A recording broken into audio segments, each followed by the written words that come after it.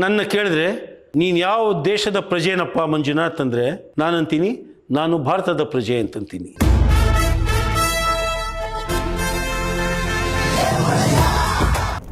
ಪಾಪ ಒಂದು ಕಾಲೇಜ್ ಹುಡುಗಿ ಅವಳಿಗೆ ಬಂದ ರೀತಿ ಒಂದು ಹಾಡು ಹೇಳಿದ್ಲು, ಹೂವಿನ ಬಾಣದಂತೆ ಅಂತ ಒಂದು ಹಾಡನ್ನ ಹಾಡಿದ್ರು.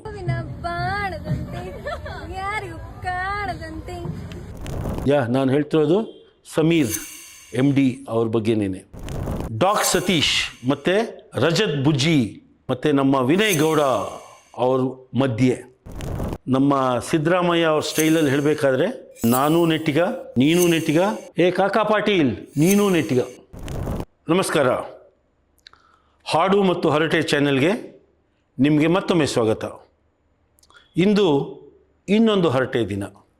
ಮುಂಚೆ ಎಲ್ಲ ಏನಾಗ್ತಿತ್ತು, ನಾನೇನೋ ಹೇಳಬೇಕು ಅಂತಿದ್ದರೆ ನನ್ನ ಮನಸ್ಸಿನಲ್ಲಿದ್ದರೆ ಅದನ್ನು ಬಹುಶಃ ನನ್ನಲ್ಲಿ ನಾನೇ ಮಾತಾಡ್ಕೋತಿದ್ದೆ, ಇಲ್ಲ ನನ್ನ ಸುತ್ತಮುತ್ತಲಿನ ಜನಕ್ಕೆ ಹೇಳ್ತಾ ಇದ್ದೆ. ಅದು ನಾನು ಹೇಳೋದಾಗಿರ್ಬೋದು ಅಥವಾ ನಾನು ಏನಾದರೂ ಬರೆದ್ರೂ ಕೂಡ ಯಾರಿಗೆ ತಲುಪಬೇಕೋ ಅವ್ರಿಗೆ ಅದನ್ನು ಪೋಸ್ಟ್ ಮಾಡ್ತಾಯಿದ್ದೆ ಅಲ್ವೇ. ಇವಾಗ ಹಾಗಿಲ್ಲ.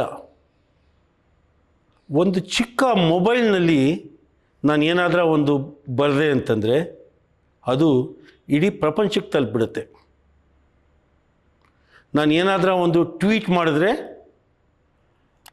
ಲೋಕ ಪೂರ್ತಿ ಅದನ್ನು ಓದುತ್ತೆ. ನಾನೇನಾದರೂ ಒಂದು ಫಾರ್ವರ್ಡ್ ಮಾಡಿದ್ರೆ ಮೊಬೈಲ್ನಲ್ಲಿ ಒಂದು ಮೆಸೇಜ್ನ ಊರಿಗೆಲ್ಲ ತಲುಪತ್ತೆ ಅಲ್ವಾ.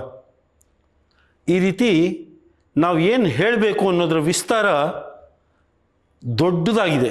ಯಾರನ್ನು ಬೇಕಾದರೂ ಯಾವಾಗ ಬೇಕಾದರೂ ಕ್ಷಣಾರ್ಧದಲ್ಲಿ ನಾವು ಅವ್ರು ತಲುಪ್ಬೋದು ಅವ್ರಿಗೆ. ಇನ್ನೊಂದು ಉದಾಹರಣೆ ಕೊಡ್ತೀನಿ. ಇನ್ನೊಂದು ಟೈಪ್ ನಿಮಗೆ ಇವತ್ತು ನಾನು ಆಡೋ ಮಾತನ್ನು ನಿಮಗೆ ಇಂಟ್ರೊಡ್ಯೂಸ್ ಮಾಡೋಕ್ಕೆ ಇಷ್ಟಪಡ್ತೀನಿ. ಇವಾಗ ನನ್ನ ಕೇಳಿದ್ರೆ ನೀನು ಯಾವ ದೇಶದ ಪ್ರಜೆನಪ್ಪ ಮಂಜುನಾಥ್ ಅಂದರೆ ನಾನಂತೀನಿ ನಾನು ಭಾರತದ ಪ್ರಜೆ ಅಂತಂತೀನಿ. ಯಾಕೆ? ನಾನು ಇಂಡಿಯಾದಲ್ಲಿ ಹುಟ್ಟಿದ್ದೀನಿ, ನನ್ನ ಹತ್ರ ಇಂಡಿಯನ್ ಪಾಸ್ಪೋರ್ಟ್ ಇದೆ ಮತ್ತು ನನ್ನ ಹತ್ರ ಇಂಡಿಯನ್ ಆಧಾರ್ ಕಾರ್ಡ್ ಇದೆ. ಇವೆಲ್ಲನೂ ನಾನು ಭಾರತೀಯ ಅನ್ನೋದಕ್ಕೆ ಒಂದು ಐಡೆಂಟಿಟಿ. ಅದೇ ರೀತಿ ಬೇರೆ ದೇಶದವರು ಅವರು ಆ ದೇಶದ ಪ್ರಜೆ ಅಂತ ಹೇಳ್ಕೊತಾರೆ. ಅವ್ರಿಗೆ ಅದಕ್ಕೆ ಬೇಕಾದಂಥ ಪ್ರೂಫ್ ಇರುತ್ತೆ, ಎವಿಡೆನ್ಸ್ ಇರುತ್ತೆ. ನಾನೀಗ ನನಗೇ ಗೊತ್ತಿಲ್ಲದಂಗೆ ಪ್ರಪಂಚದ ಸಿಟಿಸನ್ ಆಗಿಬಿಟ್ಟಿದ್ದೀನಿ. ಅದಕ್ಕೆ ಪ್ರೂಫೇ ಬೇಕಾಗಿಲ್ಲ, ಬದುಕಿದ್ರೆ ಸಾಕು. ನಾನೊಬ್ಬ ಪ್ರಪಂಚದ ಸಿಟಿಸನ್ ಕೂಡ.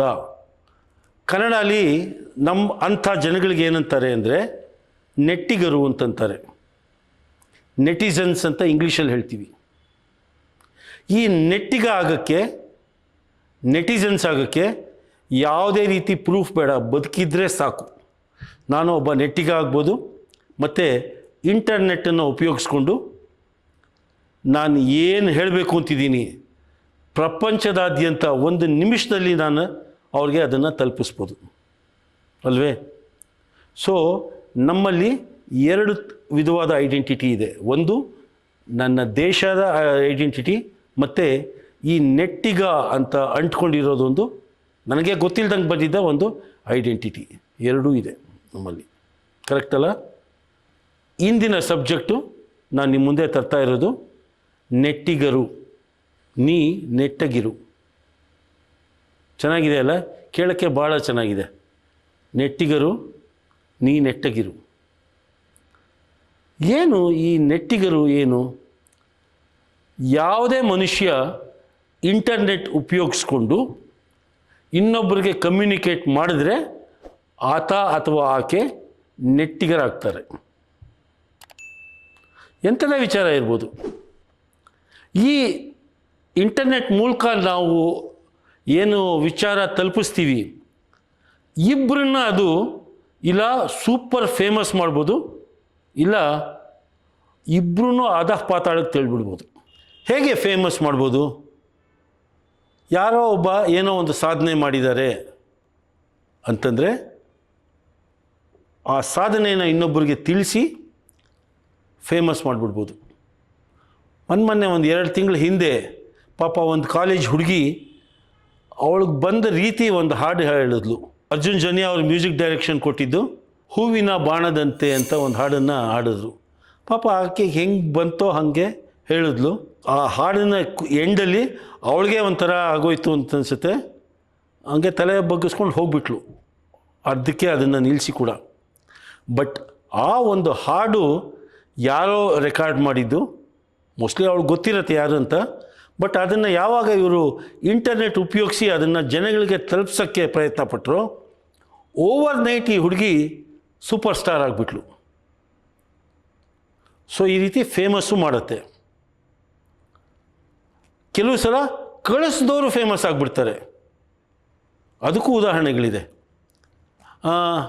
ಇವಾಗ ನಮ್ಮಲ್ಲಿ ತುಂಬ ಚರ್ಚೆ ಆಗ್ತಿರೋದು ಸೋಷಿಯಲ್ ಮೀಡಿಯಾದಲ್ಲಿ, ಕೆಲವು ಸಲ ನನ್ನ ಮನಸ್ಸಿಗೂ ಬಹಳ ನೋವುಂಟು ಮಾಡೋ ವಿಚಾರ ಸೌಜನ್ಯ ವಿಚಾರ. ಪಾಪ ಚಿಕ್ಕ ಹುಡುಗಿ, ಪ್ರಪಂಚ ಮುಂದೆ ನಿಂತಿತ್ತು. ಯಾವುದೋ ಒಂದು ದಿವಸ ಕಾಲೇಜ್ ಮುಗಿಸ್ಕೊಂಡು ಕಾಲೇಜಿಂದ ಮನೆಗೆ ಹೋಗ್ತಾ ಇದ್ಲು. ಮನೆ ತಲುಪಲಿಲ್ಲ. ಮುಂದಿನ ದಿವಸ ಶವವಾಗಿ ಸಿಕ್ಬಿದ್ಲು. ಭಾಳ ದಾರುಣ ಸ್ಥಿತಿಯಲ್ಲಿ ಸಿಕ್ಬಿದ್ಲು. ಅದು ಸುದ್ದಿ ಮಾಡಿದಾಗ ಅದು ಬರೀ ಸುದ್ದಿ ಆಗಿತ್ತು. ಅದು ಕೋರ್ಟ್ಗೆ ಹೋಯಿತು. ಯಾರೋ ಒಬ್ಬರನ್ನ ತಂದು ಅಪರಾಧಿ ಅಂತ ಪೊಲೀಸ್ನವ್ರು ಬಂದು ಹಿಡಿದ್ರು. ಅವ್ರ ಮೇಲೆ ಕೇಸ್ ಹಾಕಿದ್ರು CBIನವರು. ಒಂದು 7-8 ವರ್ಷ ಆ ಕೇಸ್ ನಡೆದುಬಿಟ್ಟು ಕೊನೆಗೆ ಆತ ನಿರಪರಾಧಿ ಅಂತ ಜಡ್ಜ್ಮೆಂಟ್ ಬಂತು. ಈ ಅಪರಾಧದಲ್ಲಿ ಆತ ಭಾಗಿಯಾಗಿದ್ದಾನೆ ಅನ್ನೋದಕ್ಕೆ ಯಾವುದೇ ಸಾಕ್ಷ್ಯ ಇಲ್ಲ ಅಂತ ಹೇಳಿಬಿಟ್ಟು ಅವರನ್ನು ಬಿಟ್ಬಿಟ್ರು. ಅದಾದಮೇಲೆ ನಡೆದ ವಿಚಾರಗಳಿದೆಯಲ್ಲ, ಅದು ಹೌ ನೆಟ್ಟಿಗರನ್ನು ಯಾವ ರೀತಿಯ ಪಾಪ್ಯುಲರ್ ಮಾಡ್ಬೋದು ಅನ್ನೋದಕ್ಕೆ ಇದೊಂದು ಉದಾಹರಣೆ. ಯಾರೋ ಒಬ್ಬ ಯುವಕ ಅದರ ಬಗ್ಗೆ ಒಂದು ವಿಡಿಯೋ ಮಾಡ್ದ. ನಾನು ಹೇಳ್ತಿರೋದು ಸಮೀರ್ MD ಅವ್ರ ಬಗ್ಗೆನೇ. ಅವ್ರದ್ದೊಂದು ದೂತ ಅಂತ ಒಂದು ಚಾನಲ್ ಇತ್ತು.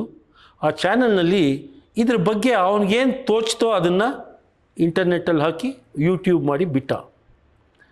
ಕ್ಷಣಾರ್ಧದಲ್ಲಿ ಲಕ್ಷಗಟ್ಟಲೆ ವ್ಯೂಸ್ ಬಂತು, ಕೋಟಿಗಟ್ಟಲೆ ವ್ಯೂಸ್ ಬಂತು. ತುಂಬ ಫೇಮಸ್ ಆಗಿಬಿಟ್ಟ ಈ ಮನುಷ್ಯ.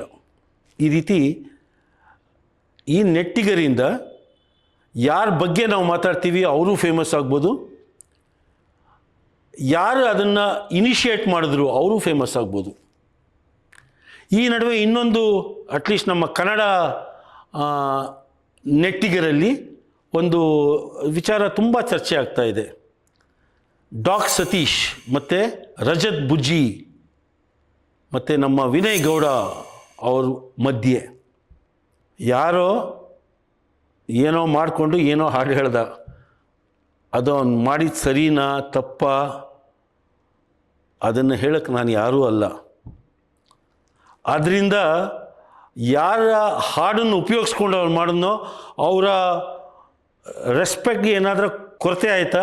ನಂಗೆ ತಿಳಿದಂಗೆ ಏನೂ ಆಗಿಲ್ಲ. ಯಾಕೆ ಅಂತಂದರೆ ಅವನು ಯಾರ ಹಾಡನ್ನು ಆತ ಹೇಳಿದ್ನೋ ಅವರು ಇದೆಲ್ಲನೂ ಮೀರಿ ಬೆಳೆದು ನಿಂತ ದೊಡ್ಡ ವೃಕ್ಷ ಅವರು, ಸುದೀಪ್ ಅವರು. ಸೊ ಯಾರೋ ಒಂದು ಇನ್ಅಪ್ರಾಪ್ರಿಯೇಟ್ ಆಗಿ ಅವ್ರದ್ದೊಂದು ಹಾಡು ಹೇಳ್ತು ಅಂತಂದರೆ ಹೇಳ್ತಾರಲ್ಲ, ಏನೋ ಬಗಳಿದ್ರೆ ದೇವಲೋಕ ಹಾಳೆ ಅಂತ. ಇವ್ರ ಲೋಕ ಏನೂ ಹಾಳಾಗಲಿಲ್ಲ. ಆದರೆ ಇಬ್ಬರು ಜನ ಅದಕ್ಕೆ ರಿಯಾಕ್ಟ್ ಮಾಡಿದ್ದು totally took the entire issue away from that song. ಈಗ ಎಲ್ಲೆಲ್ಲೋ ಹೋಗ್ತಾ ಇದೆ ಅದು.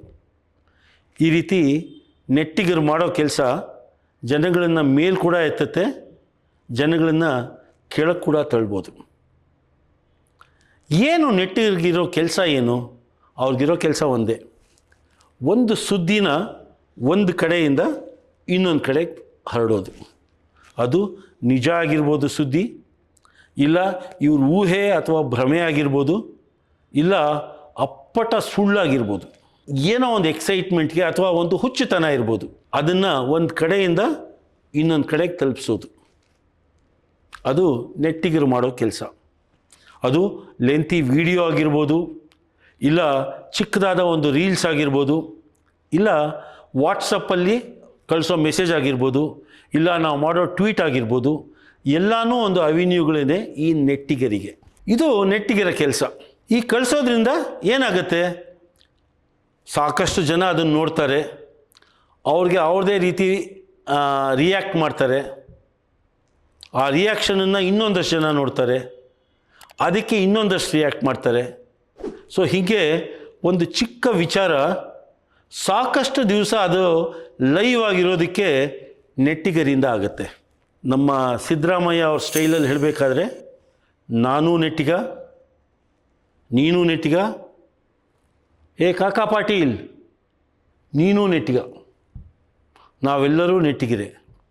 ಆದರೆ ಒಂದೇ ಪ್ರಶ್ನೆ, ನಾನು ನೆಟ್ಟಗಿರೋ ನೆಟ್ಟಿಗನ ಇಲ್ಲ ಸೊಟ್ಟಗಿರೋ ನೆಟ್ಟಿಗನ ಅಂತ. ನೆಟ್ಟಗಿರೋ ನೆಟ್ಟಿಗರು ಏನು ಮಾಡ್ತಾರೆ, ಒಂದು ವಿಚಾರನ ಅನಲೈಸ್ ಮಾಡ್ತಾರೆ. ಫಸ್ಟು ಇದು ನಾನು ಹೇಳಬೇಕಾ, ಈ ವಿಚಾರನ ಇನ್ನೊಬ್ಬರಿಗೆ ತಲುಪಿಸ್ಬೇಕಾ, ನಾನು ತಲುಪಿಸೋದು ಸರಿಯಾದ ನ್ಯೂಸ್, ಅದನ್ನು ತಲುಪಿಸಿದ್ರೆ ಬೇರೆಯವ್ರಿಗೆ ಯಾವ ರೀತಿ ಅದು ಉಪಯೋಗ ಆಗುತ್ತೆ, ಇದೆಲ್ಲ ಅನಲೈಸ್ ಮಾಡಿ ಕೆಲಸ ಮಾಡ್ತಾರೆ. ಜವಾಬ್ದಾರಿಯುತ ನೆಟ್ಟಿಗರು ಅಂತಂತೀವಿ. ಒಂದು ಎಕ್ಸಾಂಪಲ್ ಅದಕ್ಕೆ ಕೊಡಬೇಕು ಅಂತಂದರೆ, ಸುಮಾರು ಒಂದು ಕೋವಿಡ್ ಟೈಮ್ ಅಥವಾ ಅದಕ್ಕಿಂತ ಸ್ವಲ್ಪ ಮುಂಚೆ ನಮ್ಮ ಕರ್ನಾಟಕದ ಒಬ್ಬ ಯುವಕನೇ ಬಹಳ ಫೇಮಸ್ ಆಗಿಬಿಟ್ಟಿದ್ದ. ಅವ್ರ ಬಗ್ಗೆ ಹೇಳ್ಕೊತಿರೋ ಸಾಧನೆಗಳು, ಅವ್ರು ಮಾಡಿದ ಸಾಧನೆಗಳು, ಆ ಸಾಧನೆ ಮಾಡೋಕ್ಕೆ ಅವ್ರು ಪಟ್ಟ ಕಷ್ಟ, ಇದೆಲ್ಲನೂ ಅವರು ಒಂದು ಯೂಟ್ಯೂಬ್ನಲ್ಲಿ ಅವರು ವಿಡಿಯೋಗಳಲ್ಲಿ ತಲುಪಿಸ್ತಾ ಇದ್ದಾಗ, ಎಷ್ಟೋ ಕಾರ್ಯಕ್ರಮದ ಮೂಲಕ ನಮಗೆ ತಲುಪಿಸ್ತಾ ಇದ್ದಾಗ, ನಮಗೆ ಬದುಕಿದ್ರೆ ಈ ಥರ ಬದುಕಬೇಕಪ್ಪ ಅಂತನೋ ಒಂದು ಇನ್ಸ್ಪಿರೇಷನ್ ಆಗಿದ್ದರು ಅವರು. ಯಾವುದೋ ಒಂದು ಕೆಟ್ಟ ಗಳಿಗೆ ಯಾರೋ ಅದನ್ನು ಫ್ಯಾಕ್ಟ್ ಫೈಂಡಿಂಗ್ಗೆ ಹಾಕ್ಬಿಟ್ರು. ಆ ಫ್ಯಾಕ್ಟ್ ಫೈಂಡಿಂಗ್ ಹಾಕಿದಾಗ ಈತ ಹೇಳ್ತಿರೋದೆಲ್ಲ ಸುಳ್ಳು, ಹೇಳಿದ್ದೆಲ್ಲ ಸತ್ಯ ಅಲ್ಲ, ಅಟ್ಲೀಸ್ಟ್ ಅದಂತೂ ಖಂಡಿತ. ಹೇಳಿದ್ರಲ್ಲಿ ನಿಜ ಕಮ್ಮಿ ಇತ್ತು, ಸುಳ್ಳು ಹೇಳಿದ್ದೇನೆ ಜಾಸ್ತಿ ಇತ್ತು ಅಂತಾಯಿತು. ಆ ಫ್ಯಾಕ್ಟ್ ಫೈಂಡಿಂಗ್ ಮಾಡಿ ಅದನ್ನು ಜನಗಳಿಗೆ ತಲುಪಿಸಿದ್ರಲ್ಲ, ಅದು ನನ್ನ ಪ್ರಕಾರ ಜವಾಬ್ದಾರಿಯುತ ನೆಟ್ಟಿಗ ಮಾಡೋ ಕೆಲಸ. ಯಾಕೆ ಅಂತಂದರೆ, ಯಾರೂ ಇನ್ನೊಬ್ಬರನ್ನ ಯಾವುದೇ ಕಾರಣಕ್ಕಾಗಲಿ ಸುಳ್ಳು ಸುದ್ದಿ ಹರಡಿಸ್ಬಾರ್ದು, ನಂಬಿಸ್ಬಾರ್ದು. ಈತ ಎಷ್ಟು ಮಟ್ಟಿಗೆ ಜನಗಳನ್ನು ನಂಬಿಸಿದ್ದ ಅಂತಂದರೆ, ಅದರಲ್ಲಿ ನಮ್ಮ ಸ್ಟುಪಿಡಿಟಿನೂ ಇತ್ತು ಅಂತ ಇಟ್ಕೊಳ್ಳಿ. ಯಡಿಯೂರಪ್ಪ ಅಂತ ಮನುಷ್ಯ ಹಿರಿಯ ಮುತ್ಸದ್ದಿ, ನಮ್ಮ ಕುಮಾರಸ್ವಾಮಿ ಅಂತ ಚೀಫ್ ಮಿನಿಸ್ಟರು ಆಗಿದ್ದಾಗ, ನಮ್ಮ ವಿಜಯ್ ಪ್ರಕಾಶ್ ಆಗಿರ್ಬೋದು, ಶಿವರಾಜ್ ಕುಮಾರ್ ಆಗಿರ್ಬೋದು, ಅವರೆಲ್ಲರೂ ಒಂದೊಂದು ಬಿಟ್ಟು ಕೊಟ್ಬಿಟ್ಟಿದ್ರು.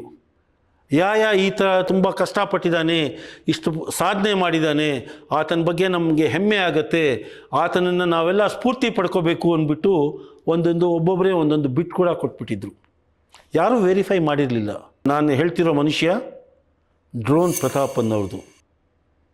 ಆತ ನಿಜವಾಗ್ಲೂ ಕಷ್ಟಪಟ್ರ, ನಿಜವಾಗ್ಲೂ ಜಪಾನ್ಗೆ ಹೋಗಿದ್ರ, ನಿಜವಾಗ್ಲೂ ಡ್ರೋನ್ನ ಕಂಡು ಹಿಡಿದ್ರ, ನಿಜವಾಗ್ಲೂ ಅಷ್ಟು ಅವಾರ್ಡ್ಸ್ ಗೆದ್ರ, ಸತ್ಯ ಏನು ಅನ್ನೋದು ಅವ್ರಿಗೆ ಮಾತ್ರ ಗೊತ್ತು. ಆದರೆ ಅವ್ರು ಹೇಳಿದ ಕತೆ ಇಡೀ ಪ್ರಪಂಚಕ್ಕೆ ಗೊತ್ತು. ಎಲ್ಲಿ ತನಕ ಇದು ಸತ್ಯ ಅಲ್ಲ ಅಂತನೋ ಒಂದು ನ್ಯೂಸ್ ಬಂತೋ, ಅಲ್ಲಿ ತನಕ ಇಡೀ ಪ್ರಪಂಚ ಅವರನ್ನು ಹೆಗಲ ಮೇಲೆ ಎತ್ಕೊಂಡು ಮೆರೆಸಿದ್ರು. ಯಾವ ನಿಮಿಷದಿಂದ ಅದು ಪೂರ್ತಿ ಸತ್ಯ ಅಲ್ಲ ಅಂತ ಗೊತ್ತಾಯಿತೋ ಜನಗಳಿಗೆ, ಅವರು ಅದನ್ನೂ ವೆರಿಫೈ ಮಾಡಲಿಲ್ಲ ನಾವುಗಳು. ಆ ನಿಮಿಷದಿಂದ ಆತನ್ನು ಕೆಳಗೆ ಹಾಕೋಕ್ಕೆ ಪ್ರಯತ್ನ ಪಟ್ವಿ. ಎಲ್ಲಿವರೆಗೂ ನಾವು ಅವ್ರನ್ನ ಹಿಂಗೆ ನೋಡ್ತಾ ಇದ್ವೋ, ಸಡನ್ನಾಗಿ ನಾವು ಅವ್ರು ನೋಡೋದೇ ಈ ರೀತಿ ಆಗೋಯ್ತು. ಪಾಪ ಭಾಳ ನೊಂದಿರ್ಬೇಕು ಮನುಷ್ಯ. ಅದಕ್ಕೆ ಯಾರು ಜವಾಬ್ದಾರರು ನನಗಂತೂ ಗೊತ್ತಿಲ್ಲ. ಬಹುಶಃ ಅವರೇ ಜವಾಬ್ದಾರರು ಅಂತ ಹೇಳ್ಕೊತೀನಿ. ಮುಂದಿನ ದಿನಗಳಲ್ಲಿ ಅವರು ಒಂದು ರಿಯಾಲಿಟಿ ಶೋನಲ್ಲಿ ಪಾರ್ಟಿಸಿಪೇಟ್ ಮಾಡಿದ್ರು, ಬಿಗ್ ಬಾಸ್ ಅಂತ. ಅಲ್ಲಿ ಅವ್ರು ನಡ್ಕೊಂಡ ರೀತಿ ನೋಡಿಬಿಟ್ಟು ತುಂಬ ಜನ ಪಬ್ಲಿಕ್ಕಿಗೆ ತಿರ್ಗಾ ಹತ್ತಿರ ಆಗೋಕ್ಕೆ ಶುರುವಾಗ್ಬಿಟ್ರು. ಯಾವ ಜನ ಅವ್ರನ್ನ ತಮಾಷೆ ಮಾಡಿ ಹೀಯಾಳಿಸಿ ಗೇಲಿ ಮಾಡ್ತಾಯಿದ್ರು, ಅವ್ರುಗಳೇ ಇನ್ನೊಂದು ಲಾಜಿಕ್ ಮುಂದೆ ತೊಗೊಂಡು ಬಂದರು. ತಪ್ಪು ಮಾಡೋದು ಸಹಜ ಕಣೋ, ತಿದ್ದಿ ನಡೆಯೋನು ಮನುಜ ಕಣೋ ಅನ್ನೋ ಒಂದು ಲಾಜಿಕ್ ಇಟ್ಕೊಂಡು, ಎಲ್ಲಿ ಅವರಲ್ಲಿ ನಾವು ಅಪವಾದನೆಗಳನ್ನು ಮಾಡ್ತಾಯಿದ್ವೋ ಅವ್ರನ್ನ ಇಮ್ಮಿಡಿಯೇಟಾಗಿ ಕ್ಷಮಿಸಿ, ಆಯಿತು ಈತನೂ ನಮ್ಮವನೇ, ಏನೋ ಒಂದು ತಪ್ಪು ಮಾಡಿದ್ದಾನೆ, ಬಿಟ್ಬಿಡೋಣ, ಬೆಳೆಯೋಕ್ಕೆ ಸಹಾಯ ಮಾಡೋಣ ಅಂತ ತಿರ್ಗಾ ಅವ್ರನ್ನ ಬೆಳೆಸೋಕ್ಕೆ ಸಹಾಯ ಮಾಡಿದ್ರು. ಇದು ನೆಟ್ಟಿಗರ ಪವರ್ಗೆ ಇನ್ನೊಂದು ಎಕ್ಸಾಂಪಲ್. ಈಗ ಡ್ರೋನ್ ಪ್ರತಾಪ್ ಅವರು ಏನು ಮಾಡ್ತಿದ್ದಾರೆ ದೇವ್ರಿಗೆ ಪ್ರೀತಿ, ಮತ್ತು ಅವ್ರಿಗೆ ಗೊತ್ತು. ಡ್ರೋನ್ ನಿಜವಾಗ್ಲೂ ಮಾಡ್ತಿದ್ದಾರಾ, ಆ ಕಂಪನಿ ಡ್ರೋನ್ ತಯಾರಿಸ್ತಾ ಇದೆಯಾ ಗೊತ್ತಿಲ್ಲ. ಮುಂದೆ ಯಾವತ್ತಾನ ಒಂದು ದಿವಸ ಅವರೇ ಬಂದು ಅದು ಏನಾಗ್ತಿದೆ ಅಂತ ನಿಜವಾಗ್ಲೂ ಹೇಳೋ ತನಕ ತಿರ್ಗಾ ನಾವೆಲ್ಲ ನಮ್ಮ ಊಹೆಲೆ ಬಿದ್ದಿರ್ಬೋದು. ಈ ರೀತಿ ಜವಾಬ್ದಾರಿಯುತ ನೆಟ್ಟಿಗರು ಸತ್ಯ ಏನು ಅಂತ ಹೇಳ್ತಾರೆ. ಇದರಲ್ಲಿ ಒಂದು ಕಹಿ ಸತ್ಯನೂ ಅಡಗಿದೆ. ಹೇಳ್ತಾರೆ ಜನ, ಟ್ರೂತ್ ಈಸ್ ಆಲ್ವೇಸ್ ಬೋರಿಂಗ್ ಅಂತೆ. ಅಂದರೆ ಸತ್ಯ ಭಾಳ ಬೋರ್ ತರುತ್ತೆ, ಸುಳ್ಳು ಎಕ್ಸೈಟಿಂಗ್ ಮತ್ತು ಫಾಸ್ಟ್ ಮೂವಿ. ಆ ರೀತಿ ತುಂಬ ಜನ ನೆಟ್ಟಿಗರು ನೆಟ್ಟಿಗಿಲ್ದಿರೇ ಸುಳ್ಳು ಸುದ್ದಿನ ಹರಡಿಸ್ತಾರೆ. ಅದು ರಾಜಕೀಯದ ಸಂಬಂಧ ಇರ್ಬೋದು, ಧರ್ಮದ ಸಂಬಂಧ ಇರ್ಬೋದು, ಯಾವುದೇ ಇರ್ಬೋದು, ಸುಳ್ಳು ಸುದ್ದಿನ ಹರಡ್ತಾರೆ. ಅದು ಅನ್ಫಾರ್ಚುನೇಟ್ಲಿ ಭಾಳ ಬೇಗನೆ ಜನಗಳಿಗೆ ತಲುಪತ್ತೆ. ಆ್ಯಂಡ್ ಸುಳ್ಳನ್ನು ನಿಜ ಅಂತ ನಂಬೋದ್ರಲ್ಲಿ ತುಂಬ ಹಿತನೂ ಇರುತ್ತೆ. ಸೊ ಸುಳ್ಳನ್ನೇ ನಿಜ ಅಂದ್ಕೊಂಡು ಒಬ್ಬ ಇನ್ನೊಬ್ಬನಿಗೆ ಫಾರ್ವರ್ಡ್ ಮಾಡ್ತಾನೆ, ಅವನು ಮತ್ತೊಬ್ಬನಿಗೆ ಫಾರ್ವರ್ಡ್ ಮಾಡ್ತಾನೆ. ಹಾಗೆ ಎಲ್ಲರಿಗೂ ಆ ಸುಳ್ಳು ಸುದ್ದಿ ಹರಡಿ ಸುಳ್ಳೇ ನಿಜ ಅನ್ನೋ ಥರ ಒಂದು ಭ್ರಮೆಯಲ್ಲಿ ನಮ್ಮನ್ನು ತಳ್ಳಿಬಿಡುತ್ತೆ. ನಾವು ನೆಟ್ಟಿಗರು ವಿಶ್ವ ಮಾನವರು, ಒಂದು ದೇಶಕ್ಕೆ ಸೀಮಿತ ಅಲ್ಲ. ಮುಂಚೆ ನಮ್ಮ ರಾಷ್ಟ್ರಕವಿ ಕುವೆಂಪು ಅವರು ಕೂಡ ವಿಶ್ವ ಮಾನವರ ಒಂದು ಕಾನ್ಸೆಪ್ಟ್ ಇತ್ತು, ಅವ್ರದ್ದು ತಂದಿದ್ದರು. ಏನು? ವಿಶ್ವ ಮಾನವ ಒಂದು ದೇಶಕ್ಕೆ ಸೀಮಿತ ಅಲ್ಲ, ಒಂದು ಪಂಗಡಕ್ಕೆ ಸೀಮಿತ ಅಲ್ಲ, ಒಂದು ನಂಬಿಕೆಗೆ ಸೀಮಿತ ಅಲ್ಲ. ಈ ವಿಶ್ವ ಮಾನವ ಎಲ್ಲರನ್ನೂ ಗೌರವಿಸ್ತಾನೆ, ಎಲ್ಲರೊಳಗೂ ಒಂದಾಗ್ತಾನೆ. ಮತ್ತು ನಮ್ಮ ಭಾಗವತದಲ್ಲಿ ಧರ್ಮದ ಬಗ್ಗೆ ಹೇಳಿರುವಂಥ 4 ಪ್ರಿನ್ಸಿಪಲ್ನ ಚಾಚೂ ತಪ್ಪದೆ ಪಾಲಿಸ್ತಾನೆ. ಏನು ಆ 4 ಪ್ರಿನ್ಸಿಪಲ್ಲು? ತಪಃ ಅಂದರೆ ಫೋಕಸ್, ಶೌಚಃ ಅಂದರೆ ಕ್ಲೆನ್ಲಿನೆಸ್, ಬರೀ ಬಾಹ್ಯ ಕ್ಲೆನ್ಲಿನೆಸ್ ಅಲ್ಲ, ನನ್ನ ಆಂತರಿಕ ಕ್ಲೆನ್ಲಿನೆಸ್ ಕೂಡ ಅದರಲ್ಲಿ ಬಹಳ ಮುಖ್ಯ ಇದೆ. ಅಂದರೆ ನಾನು ಮಾಡೋ ಯೋಚನೆಗಳು ಎಷ್ಟರ ಮಟ್ಟಿಗೆ ಶುದ್ಧವಾಗಿದೆ, ನಾನು ಆಡೋ ಮಾತುಗಳು ಎಷ್ಟು ಮಟ್ಟಿಗೆ ಶುದ್ಧವಾಗಿದೆ ಅಂಥ ವಿಶ್ವಮಾನವನ್ನು ಅವರು ಕಲ್ಪಿಸ್ಕೊಂಡಿದ್ರು. ನಾನು ಸತ್ಯ ಹೇಳ್ತೀನಾ, ಮತ್ತು ನನ್ನಲ್ಲಿ ದಯೆ ಇದೆಯಾ, ಎಲ್ಲಿ ತನಕ ಈ 4 ಪ್ರಿನ್ಸಿಪಲ್ನ ನಾನು ಫಾಲೋ ಮಾಡಿ ಎಲ್ಲರೂ ನಮ್ಮವರೇ, ನಾನು ಎಲ್ಲರೊಳಗೆ ಒಂದು ಅಂತ ಅಂದ್ಕೊಂಡಾಗ ವಿಶ್ವಮಾನವ ನಮ್ಮ ಕುವೆಂಪು ಅವರ ಕಲ್ಪನೆ. ಒಂದು ಥರ ನಾವು ಅದನ್ನು ಅರ್ಧ ಫಾಲೋ ಮಾಡಿದ್ದೀವಿ. ನೆಟ್ಟಿಗನಾಗಿ ನಾನೂ ವಿಶ್ವಮಾನವ, ಆದರೆ ನೆಟ್ಟಗಿರೋ ವಿಶ್ವಮಾನವನ, ಸೊಟ್ಟಗಿರೋ ವಿಶ್ವಮಾನವನ, ಅದು ಒಂದೇ ನಮ್ಮಲ್ಲಿರೋ ಪ್ರಶ್ನೆ. ಸೊಟ್ಟಗಿರೋ ವಿಶ್ವಮಾನವ ಬೇಗ ಪಾಪ್ಯುಲರ್ ಆಗ್ತಾನೆ, ಆದರೆ ಎಷ್ಟು ಬೇಗ ಪಾಪ್ಯುಲರ್ ಆದರೆ ಅಷ್ಟು ಬೇಗ ಮರ್ತು ಬಿಡ್ತಾನೆ, ಜನರಿಂದ ಮರ್ತು ಹೋಗ್ಬಿಡ್ತಾನೆ. ಈಗ ಆ ಹೂವಿನ ಬಾಣದಂತೆ ಅನ್ನೋ ಹುಡುಗಿ ತಿರ್ಗಾ ಅವಳು ಸಾಮಾನ್ಯ ಸಿಟಿಸನ್ನಾಗಿ ಜೀವನ ಮಾಡ್ತಾ ಇರಬೇಕು ಬಹುಶಃ. ಇವಾಗ ನಾನು ಡ್ರೋನ್ ಪ್ರತಾಪ್ ಬಗ್ಗೆ ಮಾತಾಡಿದೆ, ಅದನ್ನು ಮಾತಾಡದೇ ಇದ್ದರೆ ನಮ್ಮ ತಲೆಯಲ್ಲಿ 2 ಸೆಕೆಂಡ್ ಕೂಡ ಡ್ರೋನ್ ಪ್ರತಾಪ್ ನಮ್ಮ ತಲೆಯಲ್ಲಿ ಇರ್ತಿರಲಿಲ್ಲ. ಈ ನಡುವೆ ಆಫ್ಕೋರ್ಸ್ ನಮ್ಮ ಡಾಕ್ಟರ್ ಸತೀಶ್ ಅವರು ಎಲ್ಲರ ತಲೆಯಲ್ಲಿದ್ದಾರೆ, ಎಲ್ಲರ ಕಣ್ಣಲ್ಲಿದ್ದಾರೆ, ಎಲ್ಲರ ಕಿವಿಲಿದ್ದಾರೆ. ಎಷ್ಟು ದಿವಸ ಇರ್ತಾರೆ? ಅವರ ಸತ್ಯದ ಮೇಲೆ ನಿಂತಿದೆ. ಅವರು ನಿಜವಾಗಲೂ ಅದು ಸತ್ಯ ಆಗಿದ್ದರೆ ಭಾಳ ದಿವಸ ಉಳಿತಾರೆ, ಅಥವಾ ಪಾಪ್ಯುಲಾರಿಟಿಗೆ ಅವ್ರ ಮಾತುಗಳು ಅವ್ರ ಕೃತಿಗಳಾಗಿದ್ದರೆ ಕ್ಷಣಿಕವಾಗಿರುತ್ತೆ. ನೆಟ್ಟಿಗರಾಗಿ ನಮ್ಮ ಜವಾಬ್ದಾರಿ ಇದೆ. ಅದು ಬರೀ ಒಂದು ಹುದ್ದೆ ಅಲ್ಲ, ಸಂಬಳ ಕೊಡಲ್ಲ, 5 ಪೈಸಾ ಸಿಗಲ್ಲ. ಸೊ ಅದೊಂದು ಹುದ್ದೆ ಅಲ್ಲ, ಅದು ಒಂದು ಜವಾಬ್ದಾರಿ. ನಾವು ಜವಾಬ್ದಾರಿಯುತ ನೆಟ್ಟಿಗರಾಗೋಣ. ಪ್ರಪಂಚಕ್ಕೆ ಸರಿಯಾದ ಸುದ್ದಿನ ತಲುಪಿಸೋದಲ್ಲಿ ಕೆಲಸ ಮಾಡೋಣ. ಇದು ಮೋಸ್ಟ್ಲಿ ಬೋರಿಂಗ್ ಸಬ್ಜೆಕ್ಟ್. ಯಾಕೆ? ನಾನು ಹೇಳಿದಲ್ಲಿ ಎಕ್ಸೈಟ್ಮೆಂಟ್ ಏನಿಲ್ಲ. ಇದು ನಿಜವಾಗ್ಲೂ ನಿಮ್ಮ ಮನಸ್ಸಿಗೆ ತಲುಪ್ತಾ ನಿಮಗಿದು ಇಷ್ಟ ಆಯಿತಾ? ಇದು ನನಗೆ ಹೆಂಗೆ ಗೊತ್ತಾಗತ್ತೆ?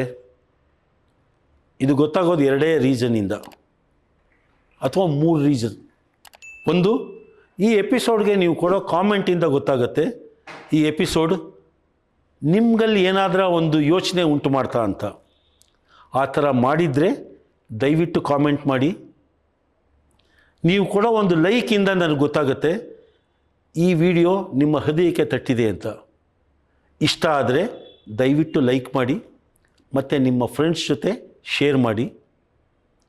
ಇದುವರೆಗೂ ನೀವು ಸಬ್ಸ್ಕ್ರೈಬ್ ಆಗಿಲ್ಲ ಅಂದರೆ ದಯವಿಟ್ಟು ಸಬ್ಸ್ಕ್ರೈಬ್ ಆಗಿ. ಇದು 3 ಒಂದು ಹಿಂಟಿಂದ ನನಗೆ ಒಂದು ಫೀಡ್ಬ್ಯಾಕ್ ನಿಮ್ಮಿಂದ ಸಿಗುತ್ತೆ. ಈ ಎಪಿಸೋಡ್ ನಿಮಗಿಷ್ಟ ಆಯಿತಾ?